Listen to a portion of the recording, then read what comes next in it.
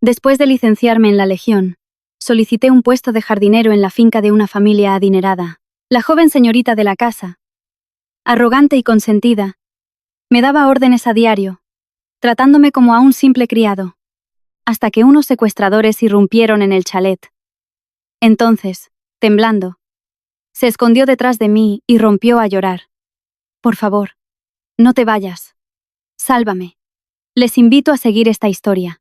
Aquella mañana metí en una mochila de lona un par de camisas viejas, unos pocos enseres personales. En el fondo de la mochila reposaba una pequeña caja de madera que contenía mi cartilla militar y varias medallas de bronce. Tras recibir los papeles de licenciamiento de manos de mi comandante, subí a un autobús con destino al sur. El motor del vehículo rugió durante un día y medio antes de detenerse finalmente en la estación sur de autobuses de Madrid. Con la mochila al hombro, caminé hasta un bar cercano y pedí una caña. Apenas me había sentado en un taburete de plástico. Una scooter frenó bruscamente frente a mí. Diego bajó de una patada, dándome una fuerte palmada en el hombro. Habíamos compartido pelotón durante varios años, curtiéndonos en misiones en el extranjero. Desde que se licenció, Diego se había mudado a Madrid para trabajar como vigilante en urbanizaciones de lujo, y de vez en cuando me llamaba para animarme a venir a buscar trabajo. Esta vez, acepté. No hablamos mucho. Tras unas cuantas preguntas sobre la familia y la salud, Diego me dijo que subiera. Su vieja scooter se abrió paso entre las calles abarrotadas de gente, dirigiéndose directamente hacia la zona norte de la ciudad. Pasado el nudo de manoteras, Diego se desvió hacia la Moraleja. A ambos lados de la carretera, solo se veían chalets con altos muros y verjas. La moto se detuvo frente a una imponente villa de 2 fachadas, con una robusta puerta de hierro forjado pintada de negro. Diego llamó al timbre, y tras una breve conversación por el interfono, la puerta se abrió automáticamente. Un hombre de unos 60 años, con el pelo canoso y vestido con una camisa impecablemente metida por dentro del pantalón, salió a recibirnos. Diego me lo presentó. Este es el señor Arturo, el mayordomo de la familia del señor Torres. El dueño. El señor Arturo me examinó de arriba a abajo antes de entregarme un formulario de solicitud de empleo. Rellené rápidamente mis datos básicos. Tras revisarlo, el señor Arturo me ofreció un sueldo de 1.500 euros al mes, con alojamiento y comida incluidos. Mi trabajo principal sería el mantenimiento de todo el paisaje y la vegetación en una parcela de más de 2.000 metros cuadrados.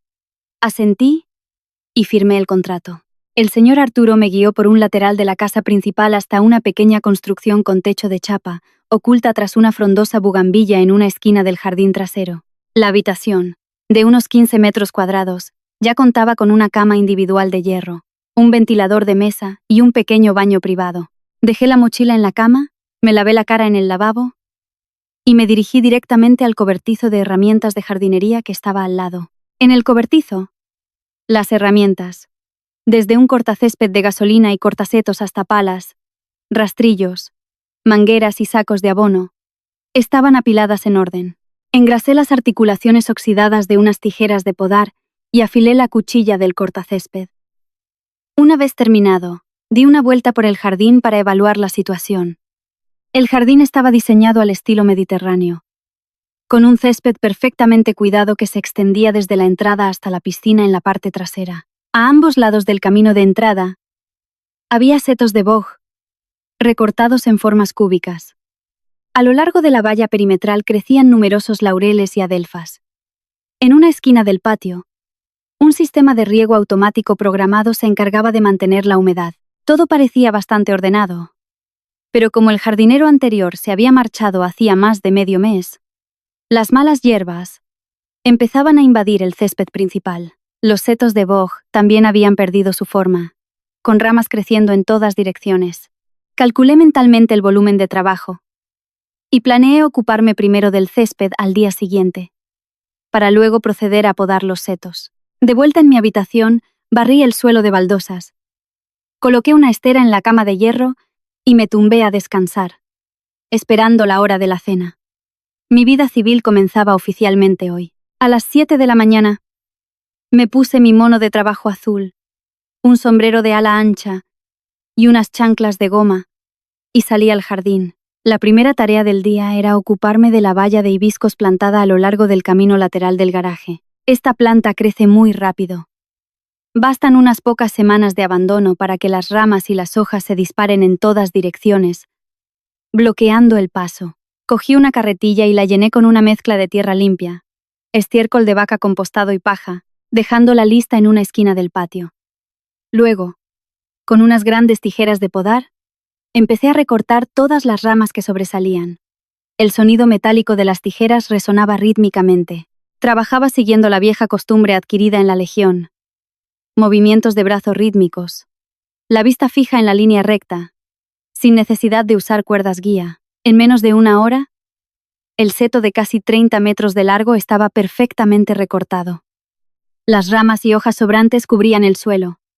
Las amontoné con un rastrillo y las cargué en la carretilla para llevarlas a la zona de compostaje en un rincón del jardín. Justo cuando volvía con la carretilla vacía por el camino, oí el rugido del motor de un coche deportivo procedente de la puerta principal.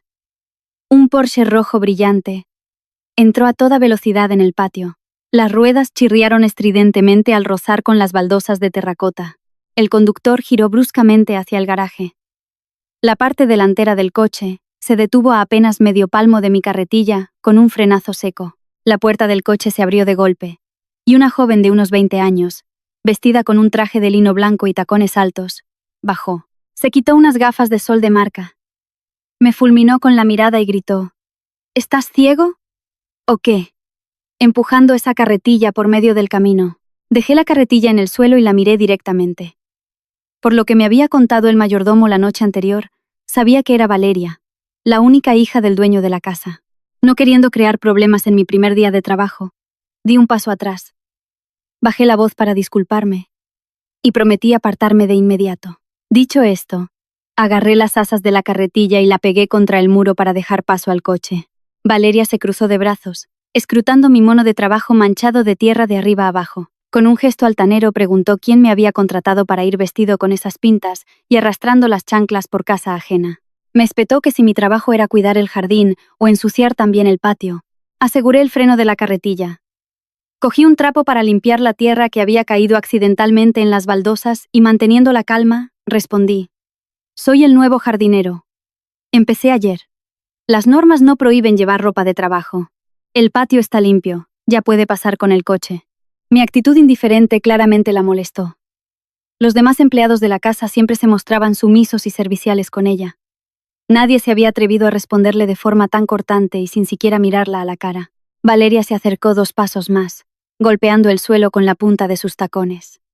Me dijo que, por muy bueno que fuera discutiendo, un empleado debía saber mirar por dónde pisa. Exigió que, en cuanto terminara allí, fuera a arrancar todos los rosales de delante de su habitación y plantara algo nuevo porque ya no le gustaba el color rojo. Asentí y confirmé que esa misma tarde lo sustituiría por un rosal trepador de color amarillo. Sin ganas de discutir más, me di la vuelta y me dirigí a la manguera para limpiar las herramientas. Valeria se quedó paralizada un instante. Dio una patada al suelo y se metió en la casa principal, cerrando la puerta de cristal de un portazo. Abrí el grifo para limpiar el barro de las tijeras, las sequé con un paño y las guardé en su caja. El trabajo de los setos estaba hecho. Me dirigí a la zona de los rosales para preparar las herramientas para la tarea de la tarde. Al día siguiente, apenas el sol asomó por encima de los árboles. La temperatura exterior ya era sofocante.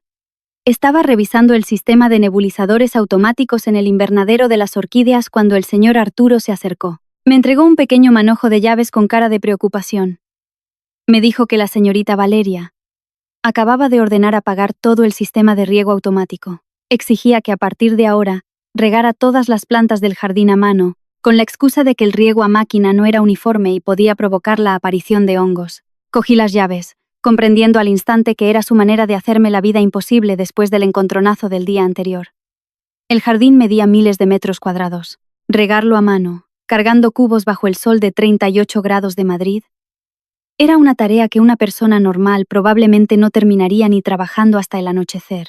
Sin embargo, para alguien que había cargado con una mochila de 30 kilos en marchas forzadas por el desierto, acarrear peso era una nimiedad. Le respondí al señor Arturo con un asentimiento, diciéndole que no se preocupara, que yo me encargaba. Fui al cobertizo y saqué 4 bidones de plástico de 20 litros y un trozo largo de manguera. Conecté la manguera a un depósito y llené los 4 bidones. Con 2 en cada mano, caminaba ágilmente de una planta a otra, regando cada una con la cantidad de agua justa y la técnica adecuada. Cuando se vaciaban, volvía a la toma de agua y repetía el ciclo. El sol subía cada vez más alto. El sudor empezó a brotar, empapando la espalda de mi mono de trabajo. Me quité la chaqueta y la colgué en una rama, quedándome solo con una camiseta de tirantes, y continué con mi labor. A las 11 de la mañana, todo el césped, los setos y las macetas estaban regados. En ese momento, Valeria salió de la casa principal. Llevaba ropa deportiva y sostenía un vaso de zumo de frutas helado. Al verme, todavía fresco, cargando 2 bidones para regar los últimos bonsáis de la rocalla, sin mostrar el menor signo de agotamiento o queja, frunció el ceño. Valeria se acercó a la piscina, que estaba junto a la zona de fiestas al aire libre. Señaló el fondo y me ordenó que la limpiara también, porque estaba llena de hojas caídas. Me dio exactamente 2 horas. Antes de la 1 de la tarde, las baldosas debían estar relucientes y toda la basura recogida, porque sus amigas vendrían a nadar por la tarde. Si no lo terminaba, me dijo que recogiera mis cosas y me largara. Dicho esto, se dio la vuelta y se tumbó en una hamaca. La piscina tenía una superficie de unos 100 metros cuadrados y una profundidad de 8 metros. Fui a por una pértiga larga con una red, un cepillo de plástico con mango largo y una manguera de aspiración para el fondo. Desde el borde, recogí con la red todas las hojas que flotaban en la superficie y luego conecté la manguera de aspiración a la bomba de filtrado. El motor de la bomba se puso en marcha. Con el cepillo, froté con fuerza las líneas de las baldosas en las paredes de la piscina. Las manchas amarillentas incrustadas desde hacía tiempo fueron desapareciendo. El sol de mediodía se reflejaba con fuerza en el agua, deslumbrando. El sudor me caía a chorros por los brazos y los anchos hombros. La camiseta de tirantes, empapada, se me pegaba al cuerpo. Me detuve para escurrir el bajo de la camiseta y luego enjuagué con la manguera los restos de suciedad que acababa de raspar. Desde su hamaca, Valeria, que estaba mirando el móvil, levantó de repente la cabeza. Su mirada se detuvo en mi espalda sudada y en mis brazos fuertes, cubiertos de tenues cicatrices. Se quedó paralizada unos segundos, y el zumo que tenía en la mano se derramó un poco. Confusa, se levantó de un salto, se giró bruscamente y entró rápidamente en la casa sin mirar atrás. A las 12:45 en punto, terminé de recoger las herramientas de limpieza de la piscina. El agua estaba cristalina, y las baldosas impecables, sin una sola mancha. Guardé todo en el cobertizo, me lavé las manos y los pies con la manguera, y volví a mi habitación para comer y descansar un poco, preparándome para el turno de tarde. Cuando el sol empezaba a ponerse, el ruido de los motores de la autopista A1, que llegaba hasta la urbanización, anunciaba el fin de la jornada laboral en la ciudad. Estaba metiendo ramas secas en 2 grandes sacos de rafia para llevarlos al contenedor cuando el señor Arturo salió. Desde la escalinata, me llamó a gritos. Me dijo que la señorita Valeria quería verme en el salón de la casa principal de inmediato. Dejando a medias mi trabajo, me acerqué a la manguera. Me limpié la tierra de las manos y los pies. Me sequé rápidamente en los pantalones del mono y entré en la casa. Valeria estaba sentada en un sofá de cuero marrón, con las piernas cruzadas y las uñas pintadas de rojo, tamborileando rítmicamente sobre la mesa de cristal. Me empujó un papel con una dirección detallada y con voz autoritaria y cortante. Me dio una orden. El chofer de la familia había pedido un permiso de emergencia desde el mediodía. Me exigía que fuera a comprar la cena. El menú consistía en un bocadillo de calamares de un bar famoso cerca de la Plaza Mayor y una ración de churros con chocolate caliente de la famosa chocolatería San Ginés en pleno centro. Dejó un billete de 50 euros sobre la mesa y recalcó cada palabra. El bocadillo debía llegar caliente, echando humo, y el chocolate de los churros tenía que estar espeso y ardiendo, sin derramarse ni una gota. A esa hora, las calles de Madrid estaban colapsadas. Las principales arterias eran un caos de humo y bocinas. Ir en moto por las grandes avenidas significaba quedarse atrapado durante horas. Comprar 2 cosas en 2 zonas tan distantes y traerlas en perfecto estado, como ella pedía, era un desafío imposible. Cogí el papel con las direcciones y el billete, y asentí, aceptando el encargo. Fui al garaje. Pasé de largo junto a 2 lujosos y relucientes coches, y me dirigí a un rincón. Apoyada contra la pared, había una vieja bicicleta de montaña cubierta de polvo. una reliquia del señor Torres que nadie usaba desde hacía mucho tiempo. Con un compresor de aire, inflé las ruedas, engrasé la cadena, lubriqué el cambio y saqué la bicicleta por la puerta principal. Ir en moto a esa hora era un suicidio en términos de tiempo. Me metí de inmediato en una callejuela lateral de la urbanización y empecé a serpentear entre un laberinto de chalets. Con la resistencia física forjada en años de marchas militares con equipo pesado, pedaleaba con agilidad, manteniendo un ritmo constante. La bicicleta se deslizaba rápidamente por las intrincadas y sinuosas callejuelas de la zona.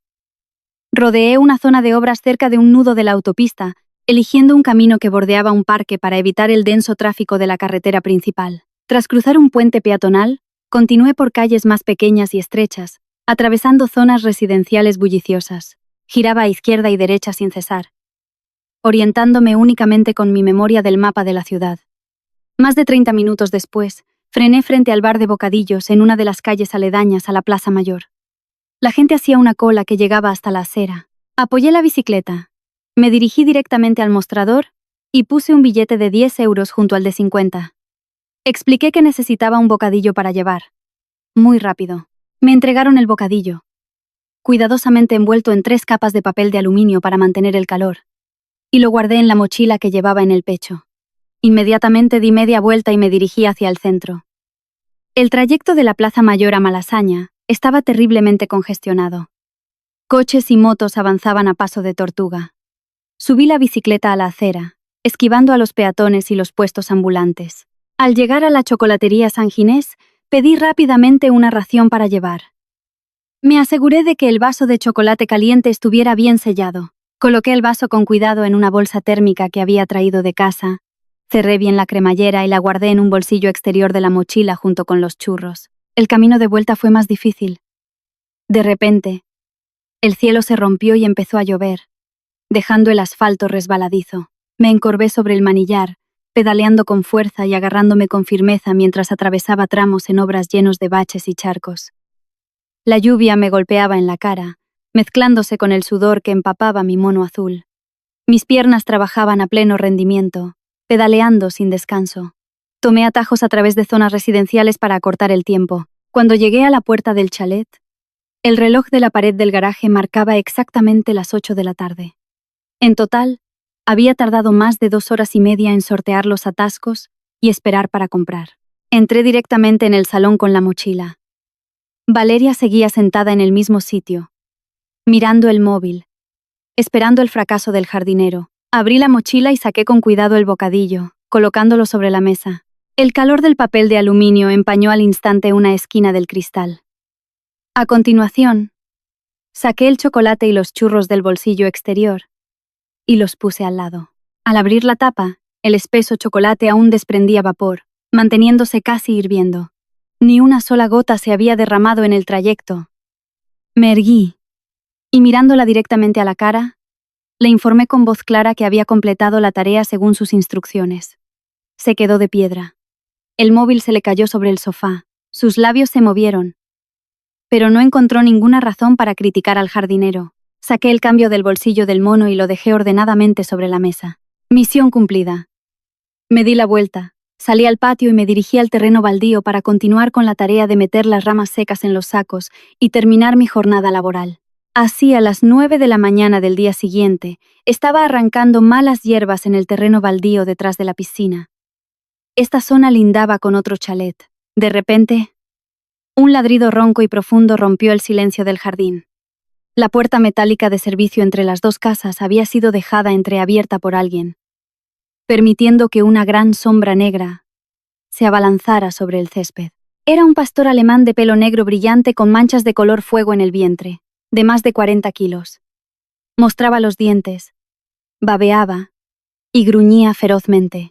El perro se detuvo un instante, sus ojos recorrieron el patio y luego se lanzó directamente hacia la casa principal.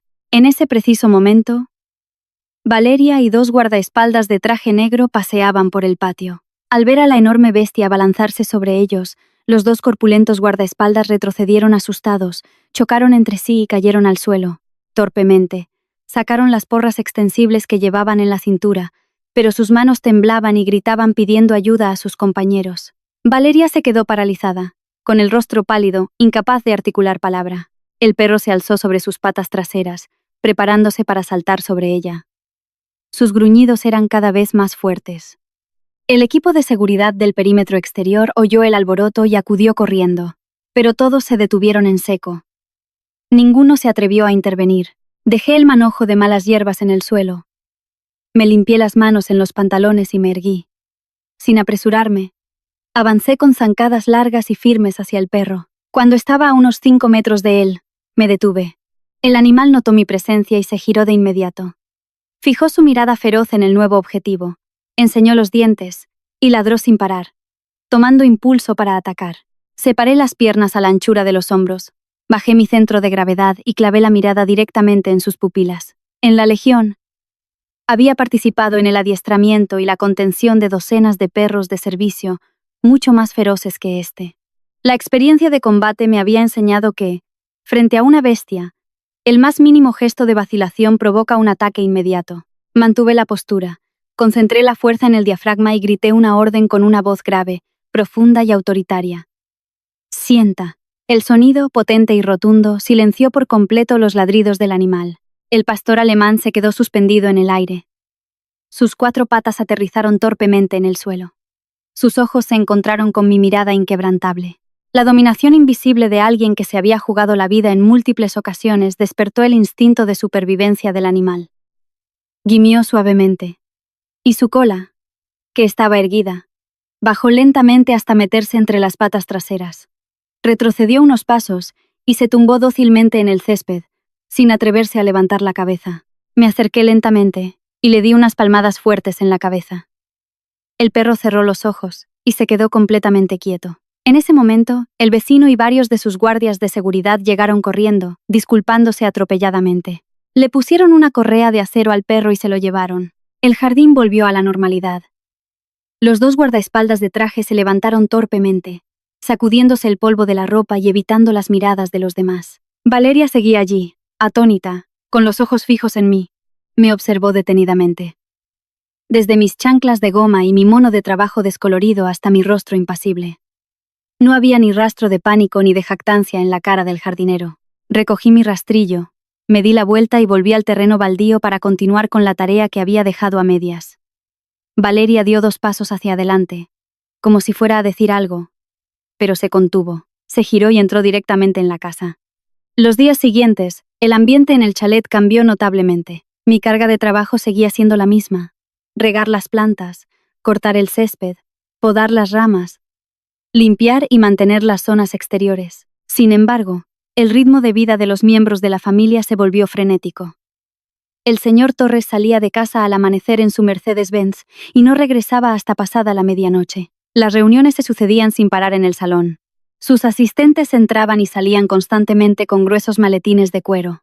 En varias ocasiones, mientras podaba los setos cerca de la ventana de su despacho, oí fragmentos de conversaciones sobre un nuevo proyecto de desarrollo urbano en el que el grupo inmobiliario de la familia estaba negociando.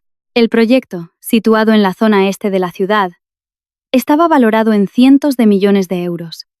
Era un contrato clave que decidiría la posición del grupo en el mercado. La competencia era feroz.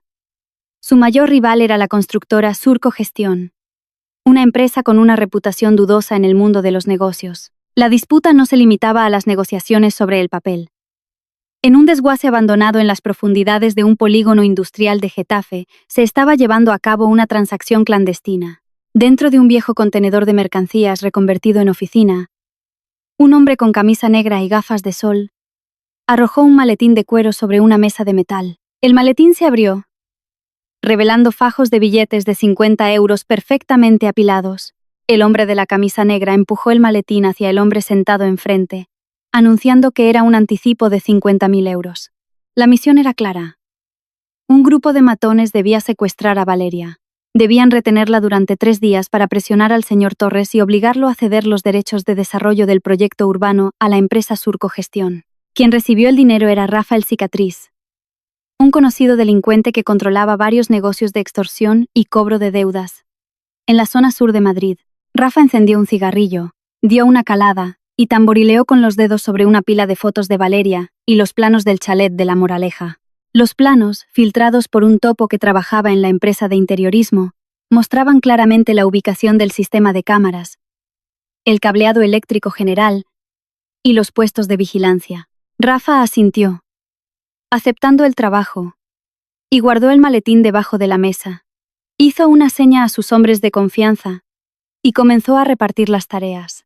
La banda de Rafa estaba formada por más de una docena de matones con amplios antecedentes penales, provenientes de diversas bandas de sicarios. Prepararon un arsenal completo de armas blancas, barras de hierro, navajas, alicates de fuerza y sprays de gas pimienta. El plan de asalto fue meticulosamente calculado.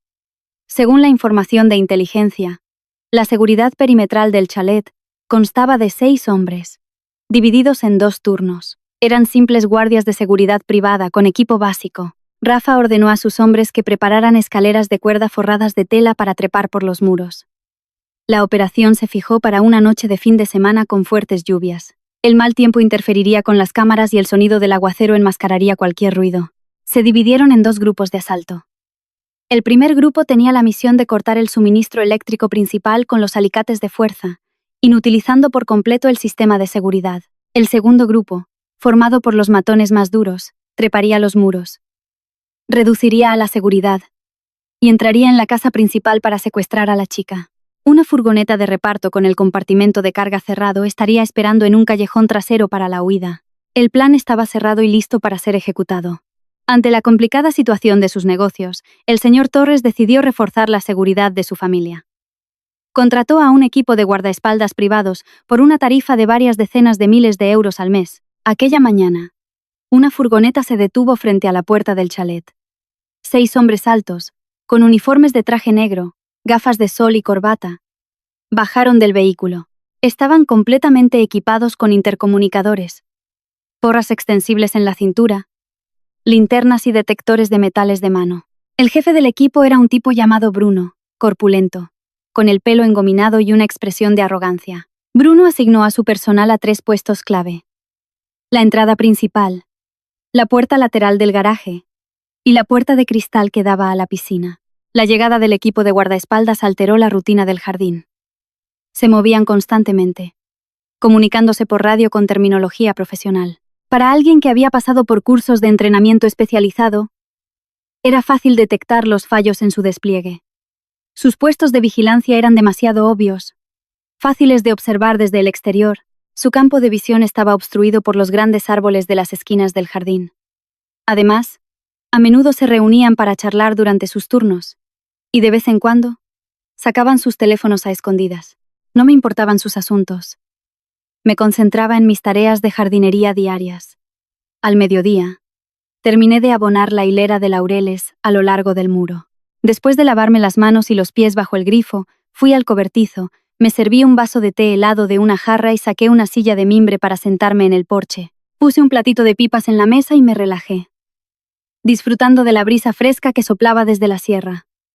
Bruno y 2 de sus subordinados pasaron por la zona del cobertizo durante su ronda. Se detuvo, se quitó las gafas de sol y se las colgó en el bolsillo de la chaqueta. Y me miró de arriba abajo, a mí y a mi mono manchado de tierra. Se acercó, cogió un puñado de pipas de mi plato y empezó a comerlas, haciendo ruido al partirlas. Con un tono burlón y condescendiente, levantó la voz para que sus hombres lo oyeran. Me preguntó: «Un trabajo manual como este, ¿cuánto te paga el jefe al mes? Seguro que lo que ganas tú en todo el mes no es ni una parte de lo que ganamos nosotros por estar aquí de pie unos días». Los 2 hombres que estaban detrás se rieron a carcajadas. Uno de ellos se adelantó y añadió un comentario despectivo sobre mi aspecto desaliñado, diciendo que si apareciera un ladrón, seguro que soltaría la pala y saldría corriendo antes de poder gritar. Me aconsejó que hiciera bien mi trabajo. Y, si había problemas, me escondiera detrás de ellos para que me protegieran. Yo seguí sentado tranquilamente en mi silla de mimbre, sorbiendo mi té helado y pelando una pipa. Tiré la cáscara a la papelera que tenía a mis pies, y sin prisa, respondí con una sonrisa irónica, mi mirada recorriendo sus trajes negros impecables y sus relucientes porras. Asentí y contesté brevemente: «Vosotros a vuestro trabajo, y yo al mío». Bruno bufó, tiró las cáscaras de las pipas al suelo y les hizo un gesto a sus hombres para que siguieran. Cuando se perdieron de vista, me levanté. Barrí las cáscaras. Las tiré a la basura y volví a mi habitación a descansar. El aguacero cayó sobre Madrid en mitad de la noche. La lluvia golpeaba con fuerza el techo de chapa de mi pequeña habitación en el rincón del jardín, creando un ruido ensordecedor. Estaba tumbado en la cama de hierro, con las manos tras la nuca y los ojos entrecerrados, descansando. De repente, el zumbido del ventilador de mesa cesó. Todo el chalet se sumió en la oscuridad. Las luces del jardín y las de la fachada de la casa principal se apagaron. Con mi experiencia de años operando en entornos con poca luz, supe que no se trataba de un simple corte de energía. Las subestaciones eléctricas de la zona siempre tenían generadores de emergencia que se activaban automáticamente en 10 segundos. Había pasado más de un minuto, y todo seguía en silencio. La pantalla de mi móvil no mostraba ninguna barra de señal. Alguien había usado un inhibidor de frecuencia profesional para aislar la zona. Me calcé unas zapatillas de lona y me puse un impermeable de trabajo verde. Me acerqué a la ventana y miré por una rendija para observar el exterior. La lluvia caía a cántaros, una cortina de agua blanca que ocultaba la vista. Sin embargo, mi oído, entrenado para una agudeza superior, me permitió distinguir sonidos inusuales. Mezclados con el golpeteo de la lluvia, oí el sonido de suelas de goma pisando el césped. No era el paso de una persona, sino de un grupo. Se movían de forma organizada, avanzando en línea hacia la puerta lateral del garaje. Las cámaras de seguridad a lo largo del muro probablemente ya habían sido inutilizadas. El grupo de extraños aprovechaba el mal tiempo para infiltrarse. Abrí la puerta de mi cuarto con cuidado y salí. Pegado al muro de ladrillo, me moví bajo la lluvia hacia la casa principal. Al pie del muro de 3 metros, Rafael Cicatriz estaba de pie bajo un gran cedro. Llevaba un chubasquero de plástico negro y sostenía una linterna cuya lente estaba cubierta con celofán rojo para reducir la intensidad de la luz. Hizo una seña a 2 de sus hombres para que se acercaran al muro. Sacaron una escalera de cuerda con peldaños forrados de tela y la engancharon a las puntas de hierro de la parte superior. Uno tras otro, treparon y aterrizaron suavemente en el césped. 15 matones corpulentos, armados con barras de hierro, llaves inglesas y navajas, se reunieron en la esquina oculta tras los setos de laurel. Rafa señaló hacia la garita de seguridad, cerca de la puerta principal. 3 guardias se refugiaban de la lluvia en su interior, completamente ajenos al peligro que se cernía sobre ellos. Con un gesto, Rafa envió a 5 de sus hombres a arrastrarse por el césped para acercarse a la garita por detrás. El resto lo siguió, rodeando la piscina, en dirección a la puerta de cristal del salón. En el rincón trasero del jardín, me puse una linterna táctica en el cinturón y cogí del cobertizo unas grandes tijeras de podar de acero macizo. La hoja la había afilado esa misma tarde. Agarré con fuerza el mango y me moví rápidamente bajo la lluvia. El impermeable se me pegaba al cuerpo y el agua me corría por la cara, pero mi concentración era total. Me movía por los puntos ciegos del jardín, evitando las zonas abiertas. Al pasar junto a la bugambilla, me pegué a la pared de la cocina. Desde esa posición, podía vigilar toda la zona de la puerta trasera y el pasillo que subía a los pisos superiores. Mi objetivo inmediato era entrar en la casa principal y garantizar la seguridad de quienes estaban dentro. Ignorando las gotas de lluvia que me golpeaban la cara, apreté el mango de las tijeras, listo para el enfrentamiento. En la garita de seguridad junto a la puerta principal, Bruno y 2 de sus hombres estaban acurrucados, resguardándose de la lluvia. Estaban absortos en sus teléfonos móviles, ignorando por completo los monitores de las cámaras de seguridad, que llevaban tiempo apagados. 5 sombras con chubasqueros de plástico se acercaron sigilosamente por detrás. El que iba en cabeza levantó una barra de hierro y golpeó con una fuerza descomunal el cristal blindado de la garita. El sonido del cristal al romperse se mezcló con el de un trueno. Los fragmentos de cristal volaron por el reducido espacio interior. La punta de la barra de hierro golpeó a Bruno en el hombro, haciéndole gritar de dolor y dejar caer el teléfono. Los otros 2 guardias se sobresaltaron y sacaron torpemente sus porras. Antes de que pudieran reaccionar, los matones irrumpieron en la garita y los redujeron. Uno de ellos sacó un spray de gas pimienta y lo roció directamente en la cara de los guardias. Una nube de humo blanco llenó el espacio. Bruno se cubrió la cara, gimiendo, con los ojos y la nariz llenos de lágrimas y mocos. Soltó el walkie-talkie y empujó a uno de sus propios hombres para usarlo como escudo y escapar. Sin importarle ya su misión ni su orgullo, corrió a toda velocidad hacia la verja de hierro, trepó por los barrotes y saltó a la calle. Dejó atrás a sus dos compañeros, que estaban en el suelo recibiendo una lluvia de golpes. Bruno desapareció en la densa cortina de lluvia. El equipo de seguridad profesional, con su sueldo de miles de euros, había sido neutralizado en menos de 2 minutos. Después de ocuparse de la vigilancia exterior, los 5 matones se reunieron con el grupo de Rafa. Avanzaron en silencio hacia la puerta corredera de cristal que conectaba la piscina con el salón. Rafa sacó de su bolsa de herramientas un martillo envuelto en un trapo húmedo y golpeó con fuerza la cerradura de la puerta. El golpe preciso reventó el grueso pestillo de latón. La gran puerta de cristal se deslizó y se abrió. Más de una docena de matones entraron en fila en la casa principal. Sus botas dejaron un rastro de huellas de barro en el suelo de mármol de alta gama. El agua de sus chubasqueros goteaba, formando pequeños charcos en el suelo. Rafa hizo una seña y dividió rápidamente a sus hombres en 3 grupos. El primer grupo se encargaría de registrar toda la planta baja, revolviendo los despachos, las habitaciones de invitados y la cocina. El segundo grupo se apostó en la puerta principal y la trasera para cortar cualquier vía de escape. El propio Rafa, al frente del tercer grupo, compuesto por los 5 matones más feroces, se dirigió hacia la escalera que subía al segundo piso, con las armas en la mano. Aprovechando que estaban concentrados en forzar la puerta principal, yo había logrado llegar a un rincón oscuro junto a la puerta de la cocina. Usando una llave maestra que había tomado prestada de la oficina del mayordomo, giré suavemente el pomo. La puerta se abrió sin hacer el más mínimo ruido. Me deslicé en la oscura cocina. El aire interior olía a la humedad de la tormenta. Escondido detrás de un gran frigorífico de estilo americano, concentré toda mi atención en el oído. El sonido de pasos retumbaba en el suelo del salón. El estruendo de muebles volcados y las maldiciones de los matones rompían el silencio habitual de la villa.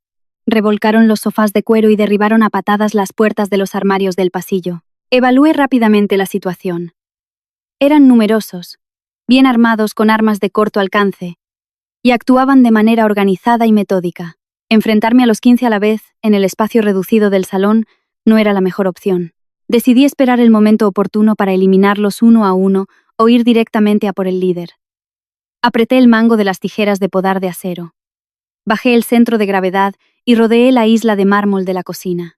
Los haces de luz de las linternas del grupo que registraba la planta baja barrían los armarios, volcaban ollas y sartenes, dejándolas tiradas por el suelo.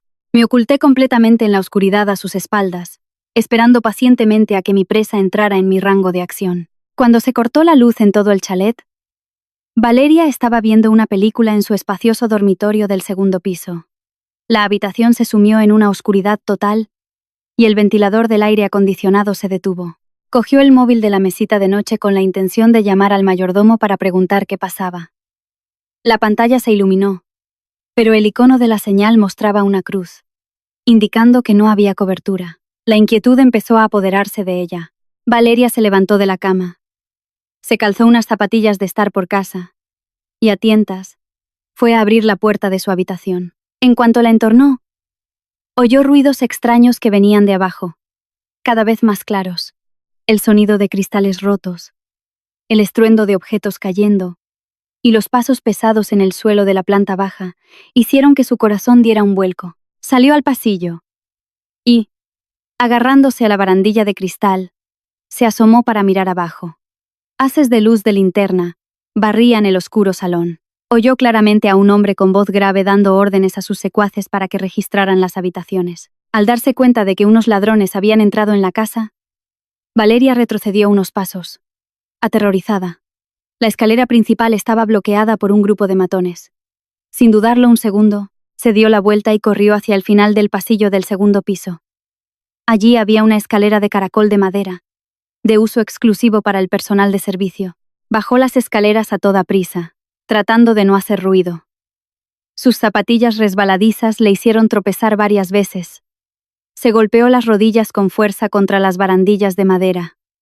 Un dolor agudo. Ignorando los arañazos que empezaban a sangrar, Valeria se levantó torpemente y siguió corriendo. Al llegar a la planta baja, se metió rápidamente en el pasillo que conducía a la puerta lateral del garaje. Sin embargo, esa salida estaba bloqueada por un matón armado con una barra de hierro. Al oír el ruido, el hombre le apuntó directamente a la cara con la linterna. Cegada por la luz intensa, Valeria se detuvo, y se cubrió el rostro con las manos. El matón sonrió con malicia y gritó a sus compañeros pidiendo refuerzos. Sabiendo que no podía escapar por allí, dio media vuelta y corrió desesperadamente de vuelta al salón. 3 matones de diferentes direcciones la rodearon al instante.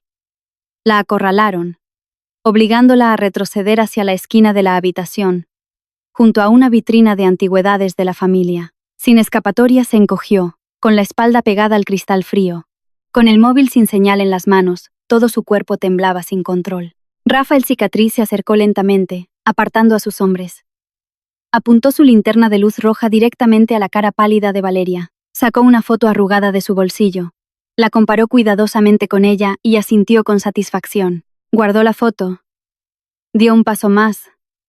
Y con voz amenazante, le exigió que lo siguiera dócilmente hasta el coche, o sufriría las consecuencias. Los matones que la rodeaban golpearon al unísono sus armas contra el suelo de mármol, creando un sonido intimidante para aterrorizar a la rehén. Valeria se mordió el labio hasta hacerlo sangrar, con los ojos muy abiertos, mirando fijamente a la banda de criminales.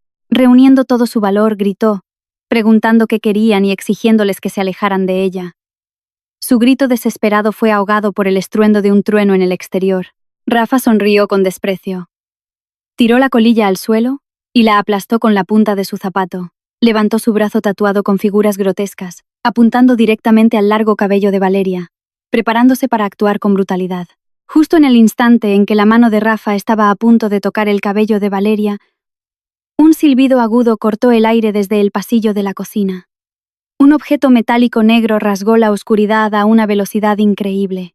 Las grandes tijeras de podar de acero macizo se clavaron profundamente en la columna de madera de limba que sostenía la casa, justo al lado de la cara del líder. La afilada hoja, que yo había afilado meticulosamente, penetró en la dura madera con un ruido sordo y contundente. El impacto fue tan fuerte que hizo saltar astillas de madera que golpearon la mejilla de Rafa. Sobresaltado y aterrorizado, retiró la mano de un tirón y retrocedió 2 pasos. Toda la banda se detuvo, cesando de inmediato cualquier acción amenazante hacia la rehén. Todos los haces de luz de las linternas se giraron bruscamente hacia el pasillo de donde había venido el ataque. Desde la penumbra de la esquina de la cocina, salí lentamente a la luz. Llevaba puesto el impermeable de trabajo verde oscuro, empapado. El agua goteaba de la visera de mi sombrero sobre el suelo. En mi mano derecha sostenía una pequeña linterna táctica.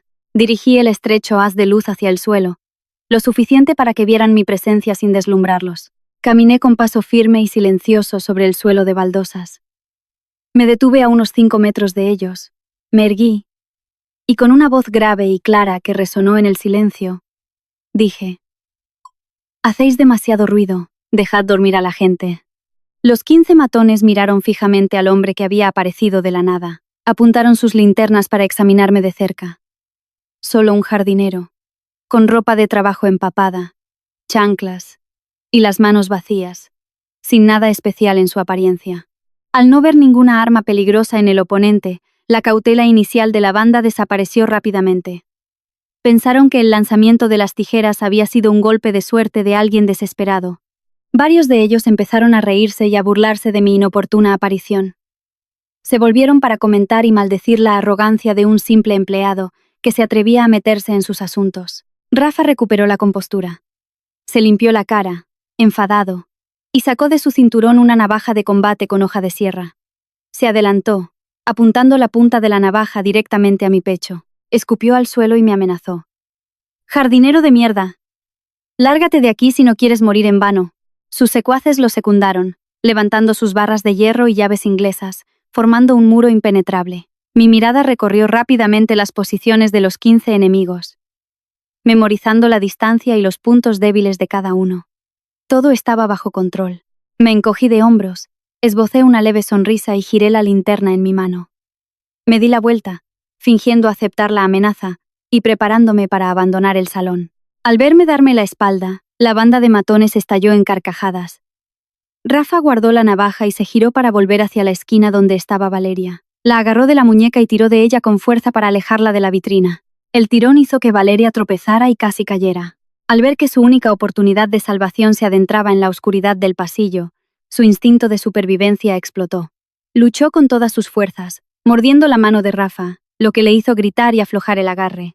Inmediatamente Valeria se escurrió por el hueco entre dos matones que bloqueaban el camino, y corrió desesperadamente hacia el pasillo. Uno de ellos intentó agarrarla de la ropa, pero ella se agachó y se lanzó hacia adelante. Valeria chocó contra mi espalda. Sus manos se aferraron con fuerza a mi impermeable. Se agarró a mi brazo con todas sus fuerzas. Sus uñas se clavaron en el nylon mojado, olvidando su imagen de señorita arrogante y altiva. Hundió la cara en mi hombro y rompió a llorar.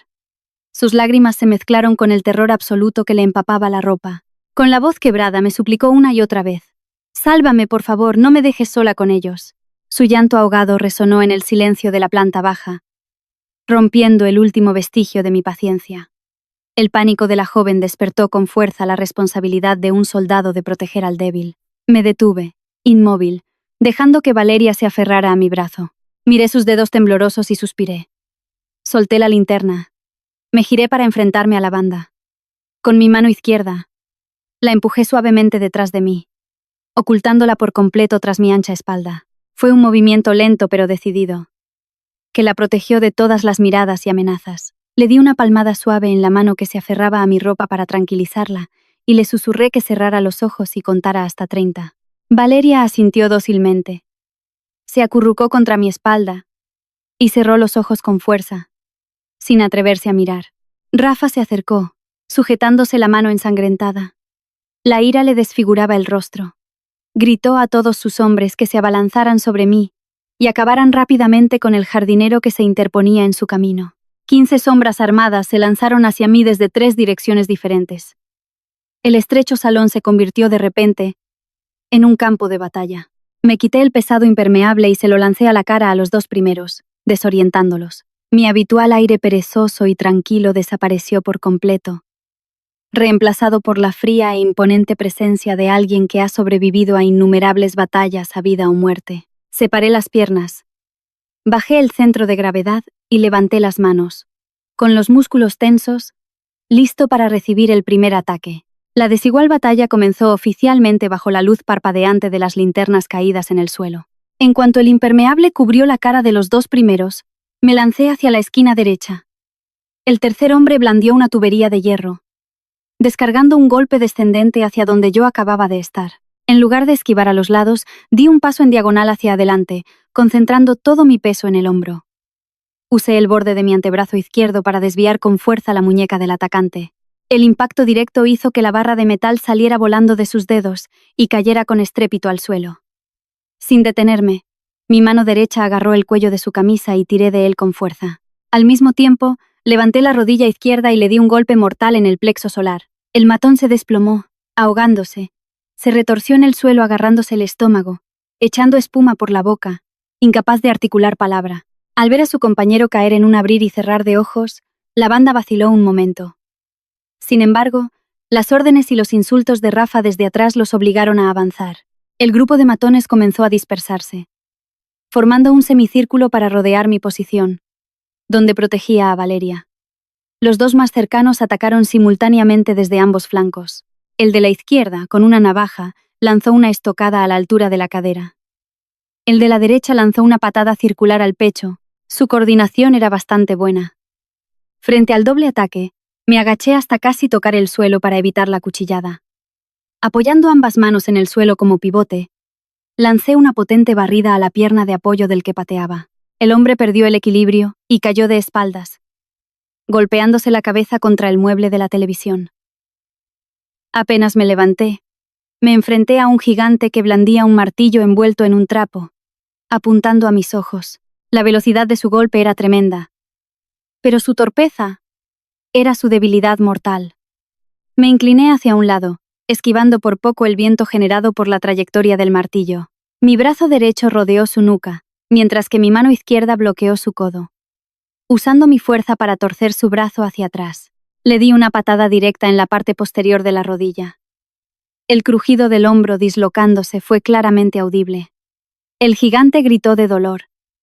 Soltó el martillo, que cayó con un fuerte estruendo, y su cuerpo se derrumbó en el suelo. El salón se había convertido en un caos.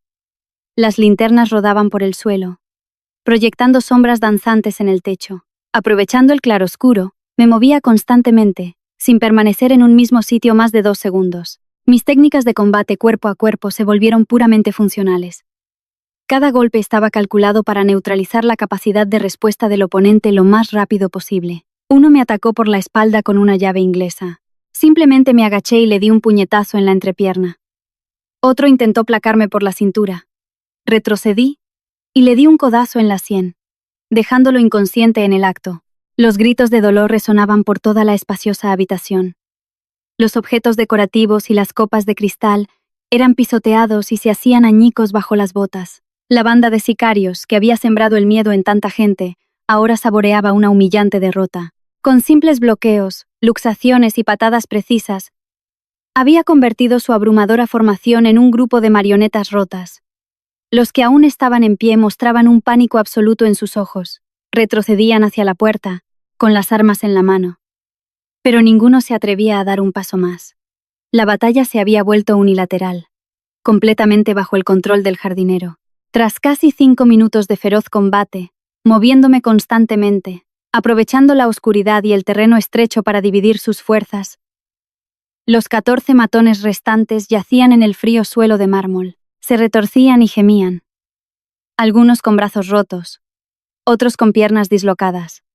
Ninguno podía levantarse. Armas como tuberías, martillos y navajas estaban esparcidas por el suelo, mezcladas con los fragmentos de una costosa cristalería. El lujoso salón se había transformado en un campo de batalla desolado. De pie, atónito, junto al marco de la puerta de cristal rota, solo quedaba Rafa el cicatriz. Apretó la navaja de combate en su mano. El sudor le corría por la frente. Sus ojos desorbitados me miraban fijamente, como si acabara de presenciar una fuerza sobrenatural. Me sacudí el polvo de la camiseta de tirantes y caminé lentamente hacia el líder. Rafa retrocedió temblando hasta que su espalda chocó contra la pared. Sabiendo que no tenía escapatoria, gritó para darse valor. Se abalanzó sobre mí, con ambas manos en la navaja, lanzando una peligrosa estocada hacia mi pecho. Su velocidad era considerable en comparación con la de sus hombres, lo que demostraba años de experiencia en peleas callejeras. Sin embargo, a los ojos de un ex-operador de fuerzas especiales, ese movimiento revelaba múltiples fallos fatales. En lugar de retroceder, levanté la mano izquierda y con la palma desvié su muñeca en el aire. La fuerza del golpe desvió por completo la trayectoria de la hoja. Mi mano derecha agarró inmediatamente su bíceps, apretando con una fuerza increíble. La compresión de los músculos le hizo gemir de dolor y aflojar los dedos que sostenían el arma. Sin perder la oportunidad, le barrí la pierna de apoyo y le torcí el brazo armado hacia atrás. El sonido de un hueso rompiéndose resonó en el silencio. Rafa gritó de dolor y soltó la navaja. Cayó de rodillas, con el brazo derecho doblado en un ángulo antinatural, completamente inmóvil. Lo empujé boca abajo sobre los cristales rotos y le puse la rodilla en la espalda para neutralizar cualquier resistencia final. Rafa apretó los dientes, soportando un dolor insoportable. Con el rostro pálido, jadeaba, tratando de levantar la mirada aterrorizada hacia el hombre que lo sometía. Con voz entrecortada preguntó: ¿Quién coño eres?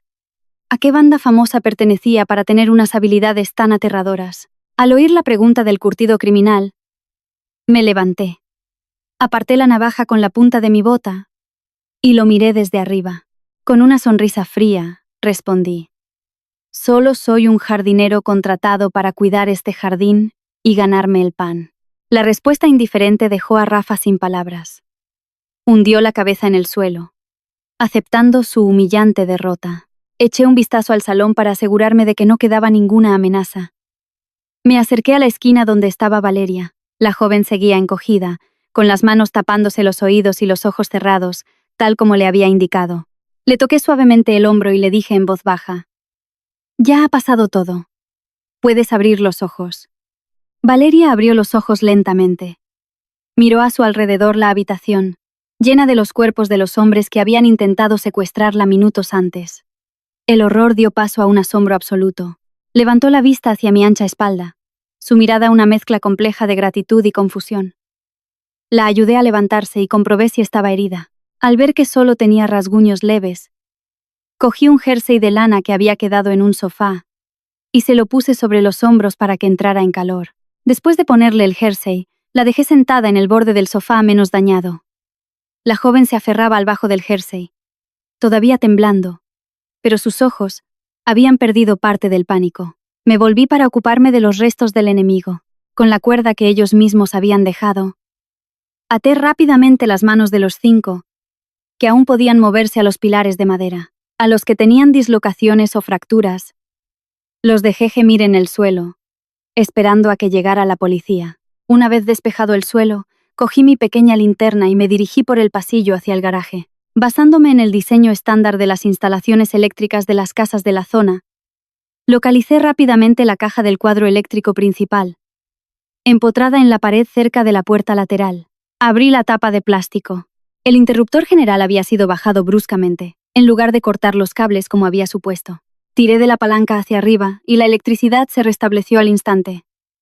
Un pitido sonó en el panel de control.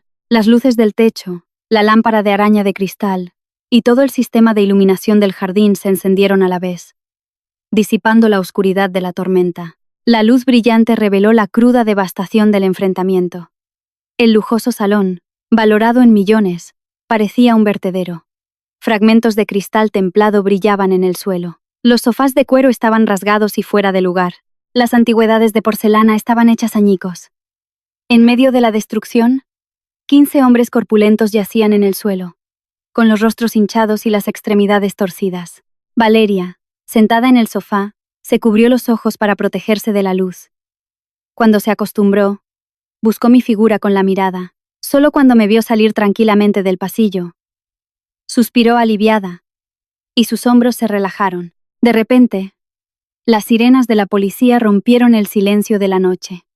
El rugido de los motores de los coches se acercaba a toda velocidad por la calle mojada. Se oyeron frenazos bruscos frente a la puerta principal. Las luces intermitentes azules y rojas se reflejaron en las ventanas, proyectando manchas de luz en las paredes del salón. Un equipo de la Unidad de Intervención Policial, UIP, con chalecos antibalas, armas y escudos, derribó la puerta secundaria y entró. Se desplegaron en formación de combate y avanzaron hacia la casa principal. Detrás de ellos, el señor Torres, el padre de Valeria, corría desesperadamente, seguido de otro equipo de guardaespaldas de traje negro. La puerta de cristal destrozada se abrió de par en par. Los agentes de policía irrumpieron en el salón, apuntando con sus armas a los hombres que estaban en el suelo, gritando órdenes de que nadie se moviera. Rápidamente se dieron cuenta de que la situación era extraña. No había resistencia ni intento de fuga por parte de los delincuentes. Los 15 peligrosos criminales ya habían sido neutralizados y se rendían sin condiciones. El señor Torres entró corriendo, buscando frenéticamente a su hija. Al ver a Valeria a salvo en el sofá, corrió a abrazarla. Se abrazaron mientras él le preguntaba una y otra vez si estaba herida. Valeria rompió a llorar y me señaló, relatando todo lo sucedido. El equipo de policía se giró para mirarme, con una expresión de total sorpresa, al ver que un jardinero empapado podía haber logrado algo tan increíble. La policía acordonó la escena del crimen, recogió pruebas y tomó declaración a los presentes. Esposaron a los matones y los llevaron uno a los furgones que esperaban fuera. El examen de las heridas de los detenidos dejó al equipo de investigación atónito. Un inspector de la policía, un hombre corpulento y de aspecto experimentado, examinó personalmente las lesiones de cada uno. Observó detenidamente el brazo roto de Rafa, las dislocaciones de hombro y los hematomas en puntos de presión vitales en los cuerpos de sus secuaces. Frunció el ceño, sumido en sus pensamientos. El inspector se acercó al señor Torres, que hablaba con otros agentes. Señaló a los delincuentes que estaban siendo conducidos a los vehículos y le habló en voz baja. Afirmó que las heridas de los sospechosos no eran el resultado de una pelea callejera normal. Eran técnicas de combate de élite, de una eficacia brutal, diseñadas para neutralizar al oponente rápidamente. Las técnicas de luxación y los golpes incapacitantes de un solo movimiento solo podían provenir de alguien con un entrenamiento de combate extremo, específicamente de fuerzas especiales. El inspector miró a su alrededor, buscando al joven jardinero para verificar su identidad. En ese momento yo estaba en el porche de la cocina, limpiando el barro de mis pantalones de trabajo con una manguera. El inspector y el señor Torres se acercaron. Al ver mi postura erguida y mi calma, el policía me saludó con un gesto militar reglamentario. Por puro reflejo de soldado me puse firme y le devolví el saludo con un asentimiento decidido. Ese gesto protocolario confirmó las sospechas del inspector. No me preguntó sobre mi verdadera identidad, simplemente expresó su respeto por mis habilidades de combate y mi temple. Se giró hacia el señor Torres y le advirtió que debía tomarse más en serio la seguridad, añadiendo que su familia había tenido una suerte increíble al tener a un experto anónimo dentro de su propia casa. Al oír los comentarios de un profesional, el señor Torres comprendió muchas cosas. Se dio cuenta de que el joven que había contratado para un trabajo tan humilde no era una persona corriente.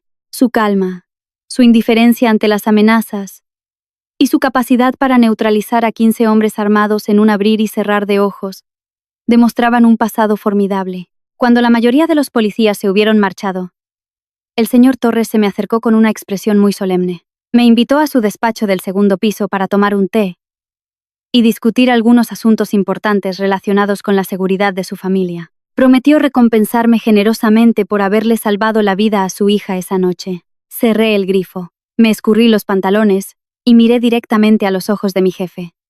Rechacé amablemente su invitación. Le dije que ya era muy tarde y que necesitaba descansar para poder seguir con mi trabajo de cortar el césped a la mañana siguiente. Le expliqué que proteger la propiedad y la vida de las personas en peligro era algo que había hecho sin más, y que no era necesario agradecérmelo ni ser tan formal.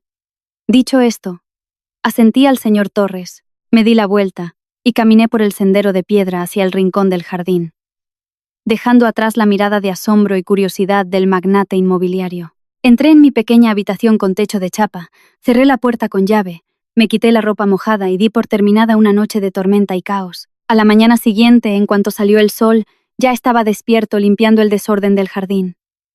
La tormenta de la noche anterior había dejado ramas rotas y barro por todas partes. Recogí las hojas con un rastrillo y usé una manguera de alta presión para limpiar el barro de los caminos de baldosas.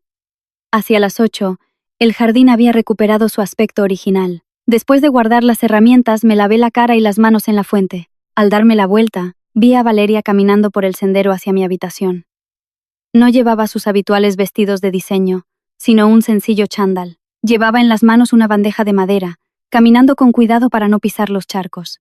En la bandeja había una taza de café recién hecho, un par de tostadas de pan artesanal con tomate triturado y aceite de oliva virgen extra, junto a un plato con lonchas de jamón ibérico. Valeria se acercó. Me ofreció la bandeja y me dijo con voz clara que desayunara. Me confesó que le había pedido al cocinero que le enseñara a prepararlo. El café quizás no estaría perfecto, pero el jamón era de la mejor calidad. Cogí la bandeja, la puse en la mesita de madera del porche y le ofrecí una silla. Di un bocado a la tostada con jamón. La mezcla de sabores era excelente. Asentí, diciendo que estaba delicioso. Valeria se sentó enfrente, con las manos en el regazo, observándome comer atentamente. De repente, me fijé en que su dedo índice izquierdo estaba envuelto en un aparatoso vendaje blanco, manchado de sangre. Le señalé la herida y le pregunté qué le había pasado. Rápidamente escondió la mano detrás de la espalda y respondió con indiferencia que se había cortado un poco al cortar el pan artesanal. Nada grave. Una señorita que había vivido 20 años entre algodones, que nunca había hecho una tarea doméstica, se había metido en la cocina para prepararle el desayuno a un jardinero.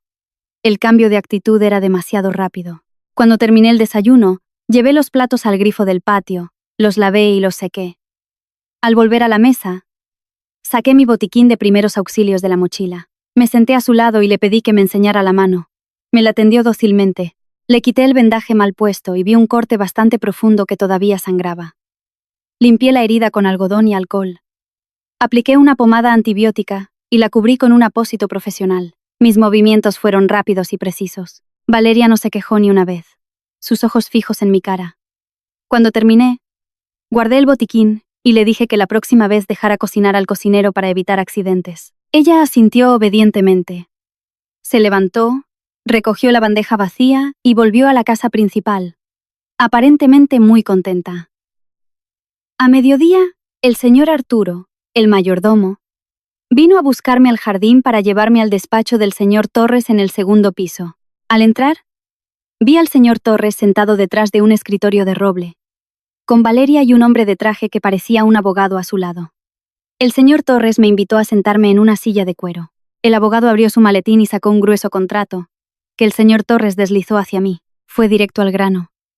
Me informó que había despedido y preparado una demanda contra la empresa de seguridad de aquel cobarde de Bruno. Luego me ofreció el puesto de jefe de seguridad y guardaespaldas personal de Valeria.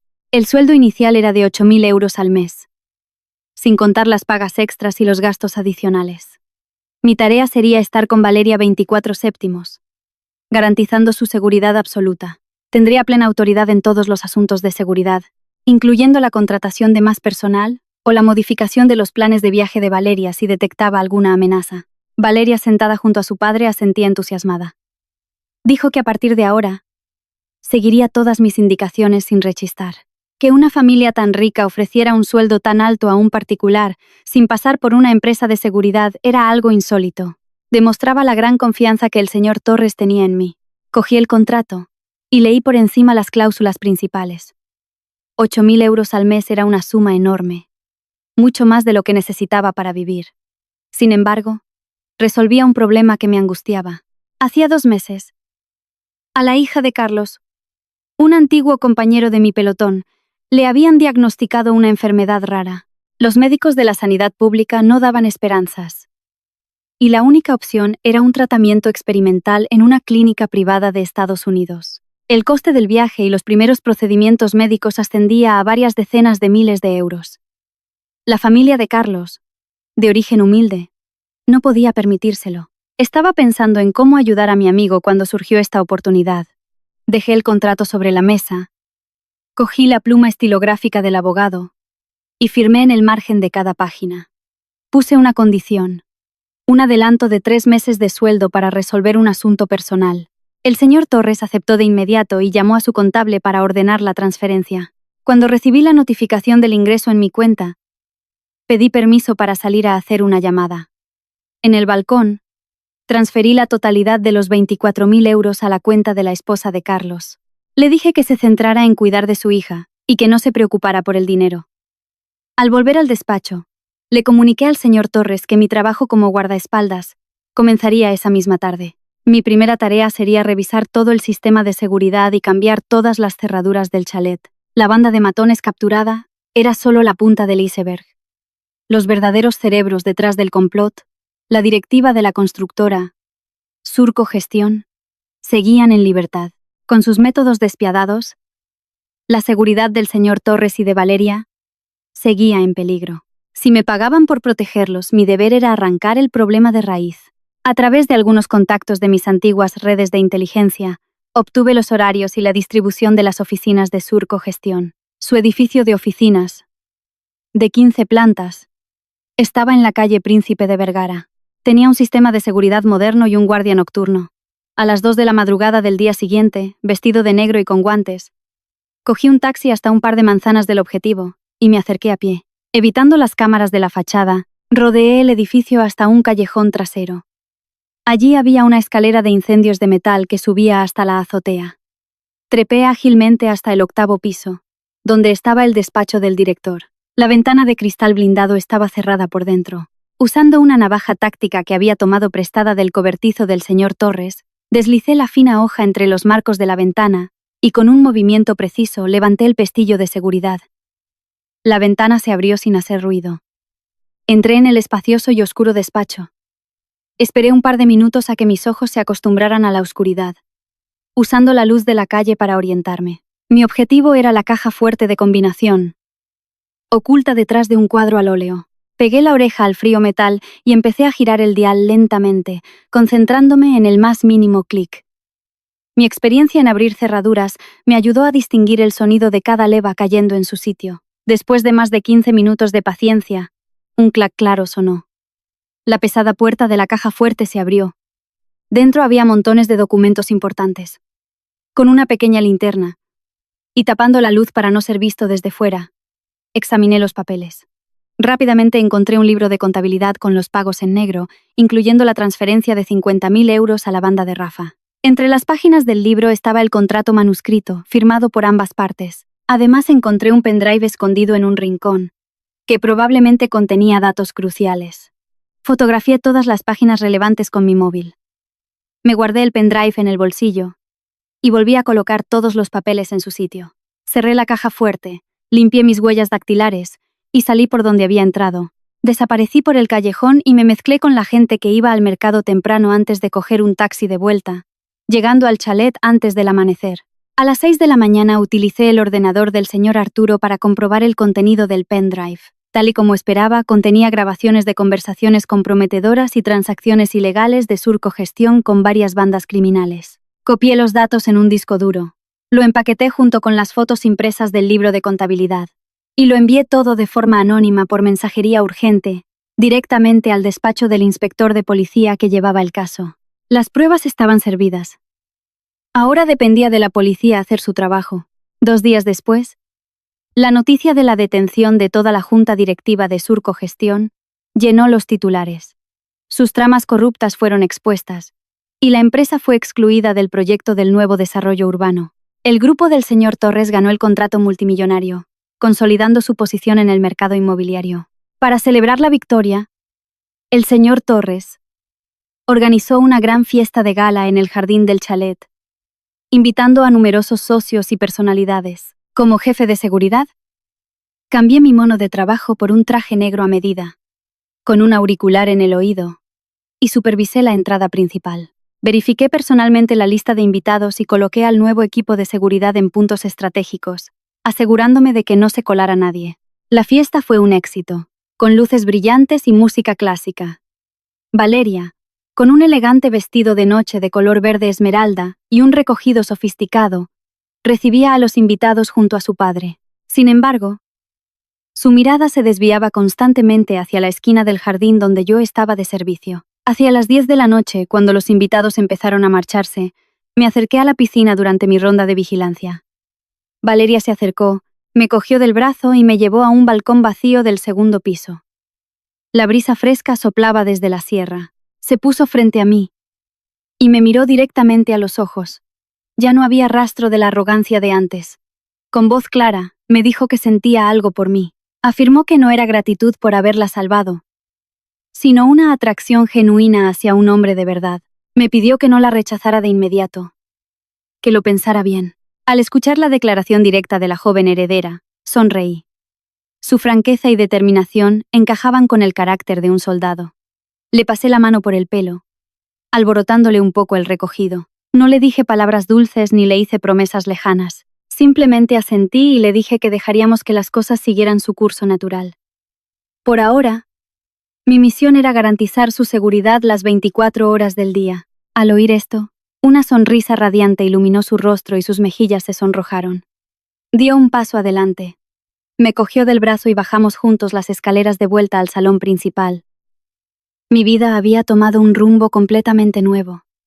De ser un simple jardinero a convertirme en el protector y compañero de la hija de un magnate.